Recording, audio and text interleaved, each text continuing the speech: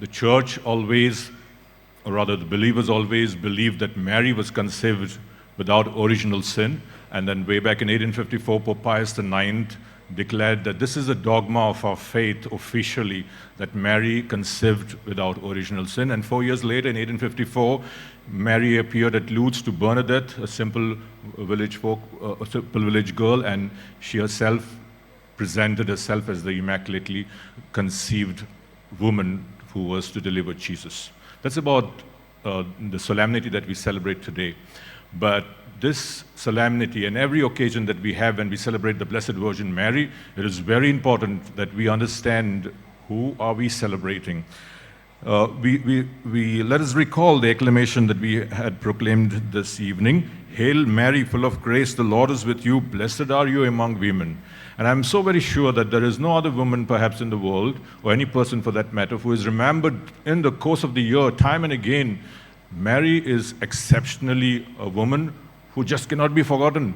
And she's not just remembered only by the Catholic Church, but also by the Jews and the Muslims. And she stands forever as a woman who is very special, who is very blessed. And therefore, it is pertinent today and as always to understand who is this woman. And so recently I was there for this program that was depicting the life of Mary, and everything was beautiful. The cast was great, the lights and the sound and everything was good. But I was taken aback when I saw that the depiction of Mary is that she's a very humble person, a lonely handmaid, and that particular angelic-looking person was like this all the time, depicting Mary as a very lowly, humble maiden. It looks good, but all throughout, time and again. And then something like this.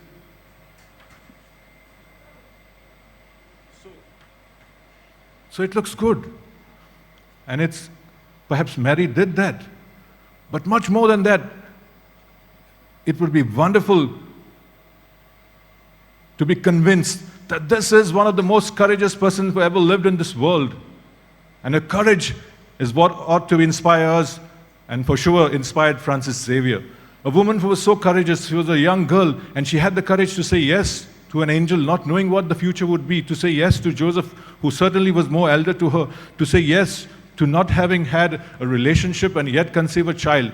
And at last, I have been for so many funerals, but the most difficult funerals for me and for persons who are participating in funerals is when the parent sees the body of their child before them. It's so painful. And she holds her child, who was supposed to be the Messiah, the Savior, and everything possible that the angel said. She could have grumbled and criticized and ran away or gone into depression, as many of us do in this consumeristic world today. But no, she was strong. Such a courageous woman. And then when you see Francis Xavier, we're not simply celebrating a missionary who came from Europe. We are celebrating his passion. He was a man in a hurry.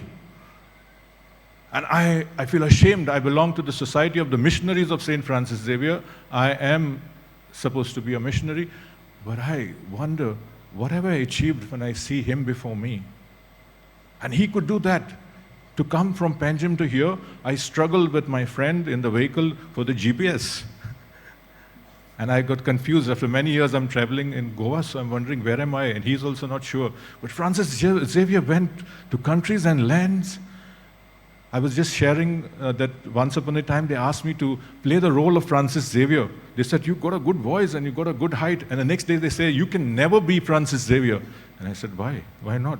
They said, Francis Xavier was a short man of just 5.4 or 5.5, and you are too tall to fit into his character. And I said, okay. And that adds to the aura of this great man who was so passionate and who went to places that we can't go even today. And many of us have not done that. And where did he get it? He was courageous like Mary, our mother. So when we highlight the element of courage, we ought to ask ourselves, how did they get it? And the response is prayer. And today when we celebrate a mother, I love to remember my own mother. And she says few things, but very profoundly. And as a priest, I was upset because my prayers were not answered. I said, Mama, my prayers are not answered.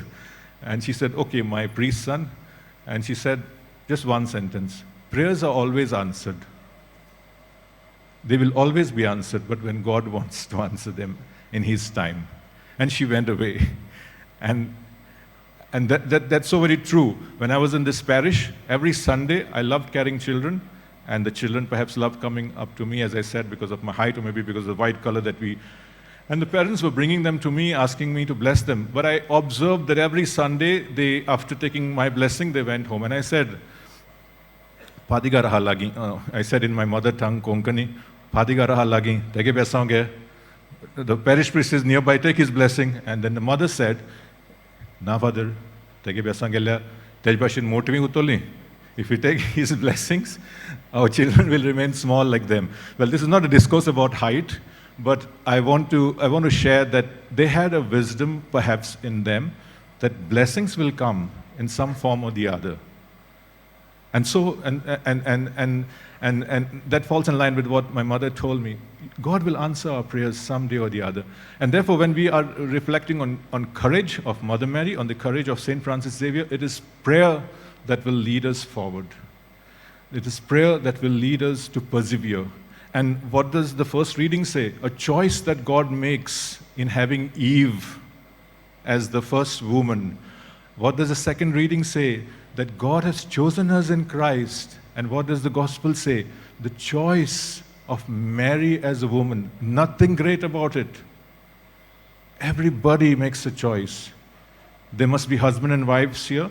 They made a choice. A boy falls in love with a girl and the girl falls in love with the boy and they say, yeah, I want this person as my life partner. That's a choice. Or the boss says, you go up, I give you a promotion. It's a choice. And choice is happening every day. You can decide to come here to Old Goa this way or that way. But what matters is commitment. What matters is courage.